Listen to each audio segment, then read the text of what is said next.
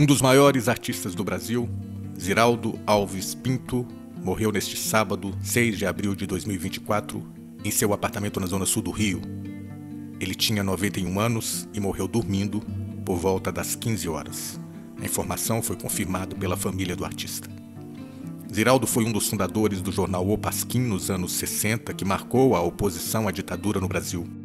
O artista também marcou a história da cultura brasileira com o icônico personagem de quadrinhos Menino Maluquinho, que chegou até mesmo a virar um filme live action, e A Turma do Pererê. Nascido em 24 de outubro de 1932 em Caratinga, no interior mineiro, o desenhista era formado em Direito pela UFMG e já trabalhou em diversas revistas e jornais. Inclusive foi detido pela ditadura militar por sua atuação de crítica ao regime. Em 2018, já bastante idoso, Ziraldo teve forças para gravar um breve vídeo no qual pedia votos para o candidato à presidência Fernando Haddad contra Jair Bolsonaro. Vamos salvar o Brasil, era a mensagem que ele queria deixar. Salve esse país. Confirma aí. Vamos todo mundo votar no Haddad. Porque é a garantia. Um beijão. Neste vídeo, em comemoração aos 90 anos do escritor, cartunista, desenhista, deste grande artista brasileiro chamado Ziraldo, o 247 mostrou um pouco da sua história, narrada pelo jornalista Aquiles Lins. Também no vídeo, os artistas Miguel Paiva, também chargista, também ilustrador, e Renato Aroeira prestam sua homenagem a este grande artista brasileiro que morreu hoje. E com apenas 6 anos de idade, teve seu primeiro desenho publicado no jornal A Folha de Minas. Em entrevista à TV Brasil por ocasião dos seus 80 anos, Ziraldo contou um pouco de sua relação com a cidade mineira de Caratinga. Eu fui um menino tão feliz lá na... Porque eu passei só 8 anos em Caratinga. Só? Eu nasci em Caratinga. Desses 80? Eu nasci, só 10%.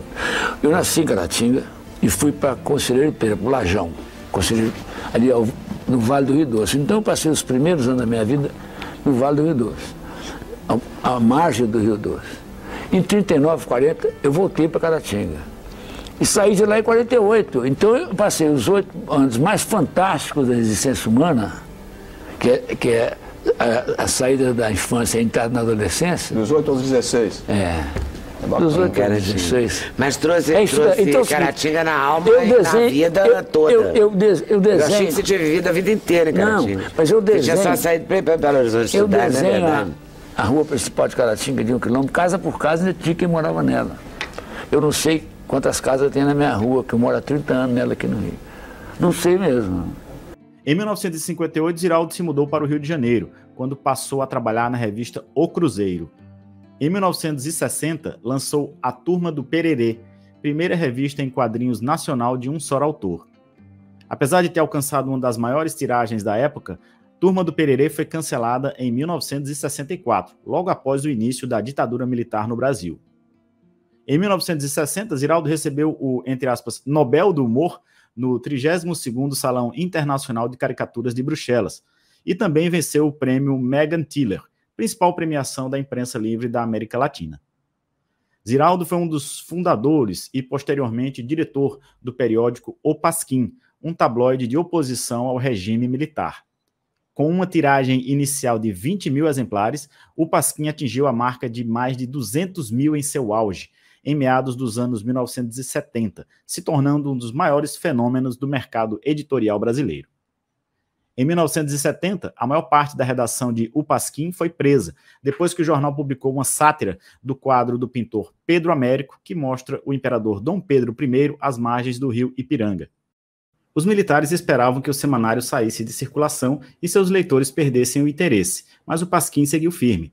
Editado pelo cartunista Milô Fernandes, que escapou da prisão, o veículo chegou a vender mais do que as prestigiadas revistas Veja e Manchete somadas.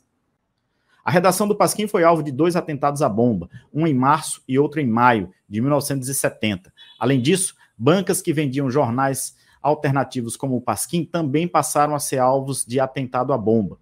Aproximadamente metade dos pontos de venda decidiu não mais repassar a publicação, temendo ameaças.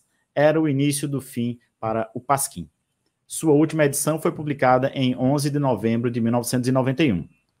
Durante a entrevista ao programa Roda Viva da TV Cultura em 2012, Ziraldo comentou sobre a resistência que o Pasquim exerceu frente à ditadura militar e à censura.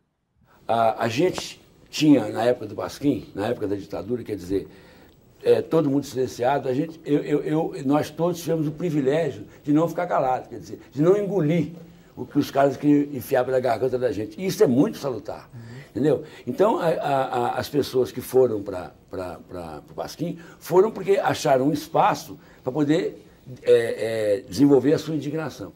Entre as diversas obras clássicas de Ziraldo, sua criação mais famosa até hoje é O Menino Maluquinho, lançado no dia 24 de outubro de 1980. Os traços do cartunista renderam à obra o Prêmio Jabuti de Literatura Infantil. O Menino Maluquinho teve 129 edições publicadas em 10 países e 4 milhões de exemplares vendidos. A história ganhou adaptações para o teatro, quadrinhos, ópera infantil, videogame, internet e cinema. O Menino Maluquinho também se transformou numa série animada de 9 episódios da Netflix, como parte das comemorações pelos 90 anos do escritor Ziraldo. Fora do universo infantil, Ziraldo criou personagens para adultos, como Jeremias o Bom, a Supermãe e Mineirinho o Come Quieto. O cartunista Miguel Paiva, que trabalhou com Ziraldo, diz que o multiartista mineiro foi uma de suas principais inspirações profissionais. O Ziraldo, no meu caso particular, representa muito, porque eu comecei a trabalhar com ele. Quer dizer, ele me ensinou muita coisa. Eu tinha 17 anos quando eu comecei a trabalhar com o Ziraldo, e toda essa parte técnica eu aprendi muito com ele. O Ziraldo, na realidade, foi o grande transformador do desenho de humor, trouxe uma modernidade ao traço, né, do cartoon e da charge, um traço super solto, ao mesmo tempo ousado, que transmitia não só o grande talento dele como humorista, como chargista, como a grande porção artista gráfico que ele tinha. O Ziraldo foi o grande artista brasileiro, o grande cartunista, que foi representado pela revista Grafis, que era uma revista de uma importância internacional fantástica. Então, ele contribuiu não só com a qualidade do humor que ele fazia, da charge política, como do desenho extremamente moderno. E isso foi definitivo na história do desenho de humor do Brasil, e que acabou resultando como uma parte do Pasquim, que foi a contribuição que o Ziraldo deu. O também cartunista e chargista Renato Aroeira destaca o talento de Ziraldo para contar histórias. O Ziraldo é como Louis Armstrong, um gênio em 2 instrumentos diferentes, um inventor, mais até do que um gênio, um inventor em 2 instrumentos diferentes.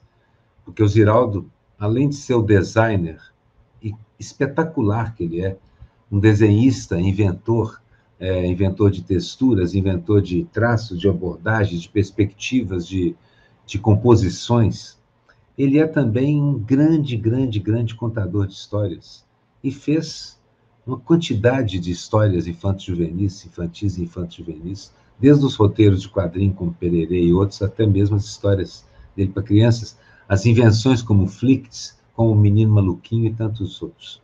Então, Ziraldo é um gênio que inventa.